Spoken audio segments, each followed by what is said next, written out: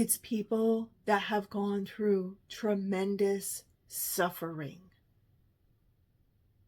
I'm not one of those people, but I have been through things.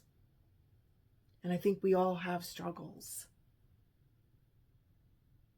But the people that have gone through tremendous suffering, like a swimmer that lost her arm to a shark, who now teaches children in foreign countries how to swim and how to get to safety when there's sharks in their water where they bathe. It's people that have been through tremendous heartbreak, a world of hurt, that come out stronger, wiser, and happier because they choose joy. They don't choose to dwell on all the negativity. They choose to dwell in the moment. What can they do to help somebody else through the healing of themselves? This content creator that I saw yesterday, he's a huge bodybuilder. And he said, when you're at the gym and you see an OG, he said, learn from them, pay attention to them, watch them. Because if it's working for them, they are doing something right that's tried and true. And I thought to myself, that is so true. There aren't many older people at my gym anymore. I think what happens, and I don't know for a fact, I'm just guessing here. After COVID, do you remember when the gyms were closed? The people that were older, I don't think they came back. I think they were afraid. Even though the gyms, when they reopened, were socially distancing and they had signs and you had to leave like 1 or 2 spaces between machines, it seemed safer, but they didn't come back. So now, in the past couple of years, my gym has exploded to full capacity, as have all the other gyms on the corners of every street corner in my town. They're all at capacity.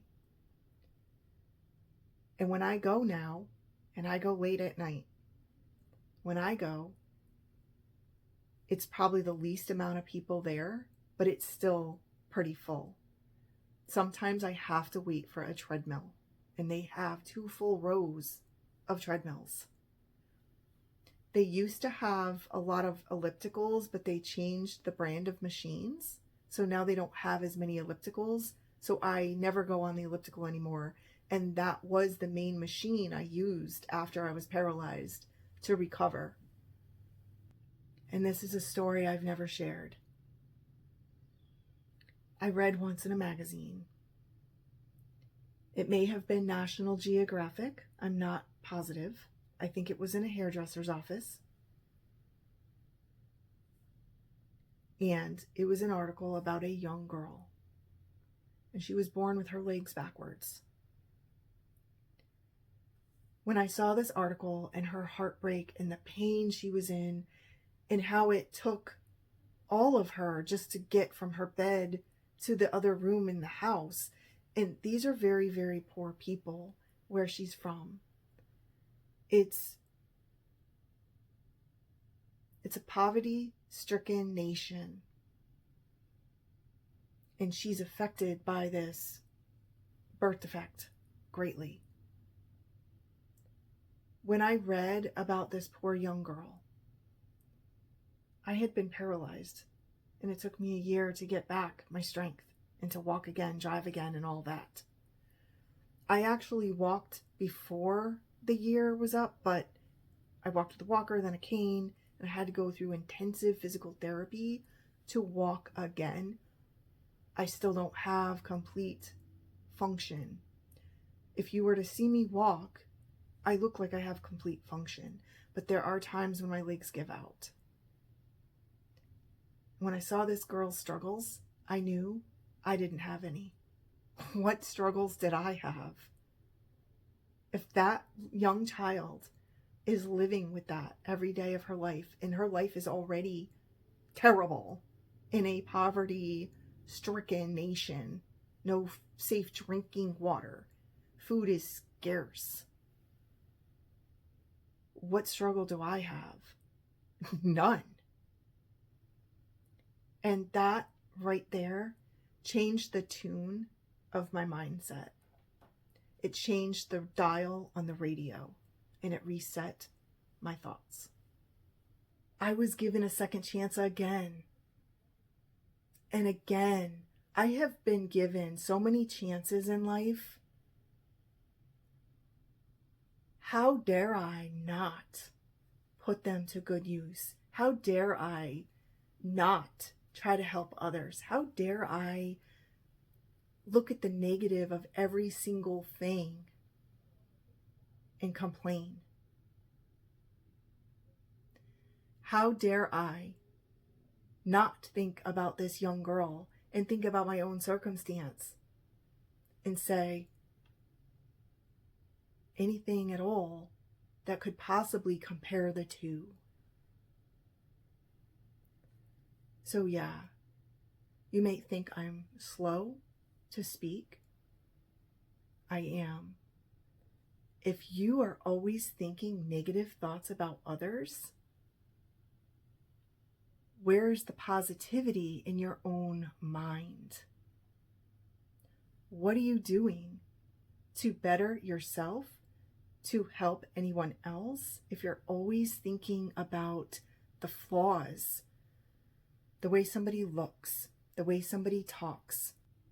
If we're all just vain, and we're all just self-centered, and we're all just into our own self-betterment, or look at me, look how beautiful I am, look at me on this YouTube video, look how hot I look, that's not doing anybody anything, not even the person who's doing it. Humans strive for acceptance, acknowledgement. After I was paralyzed and started at the gym, I learned from the best. It was a girl who was in roller derby, and let me tell you, it got me going wild on that elliptical. And without that girl there, I would never have seen her, and I would never have strived for that. I believe instead of looking at everybody's flaws and negativity, we can all learn from somebody else. We learn the most from people who we think offer nothing. Because if you think somebody doesn't offer anything, then you're stuck in that mindset of negativity. And when you look at somebody that you look down upon and you judge them with that, you're judging them through arrogance. And arrogance never ends well for anyone. I don't know if I have 10 years or 30 years left to live. I have no idea. None of us know. But I choose to be kind. I choose understanding, compassion. I choose learning. And what I suggest is, if you're struggling with someone and they're, somebody you look down upon and you think, well, they're slow, think to yourself, imagine how they feel. Just like the woman on the elliptical that helped me, put that drive in me to be the best I can be. Sometimes just being there and being real, not fake, not for the camera, not for YouTube, not for social media, just being yourself, just being real. Do you. People can learn from that. But ultimately in this world, with our days numbered, I strive for joy when negativity is weighing me down. I think about people who are always happy but have a bigger burden, a bigger life struggle, and I think about them.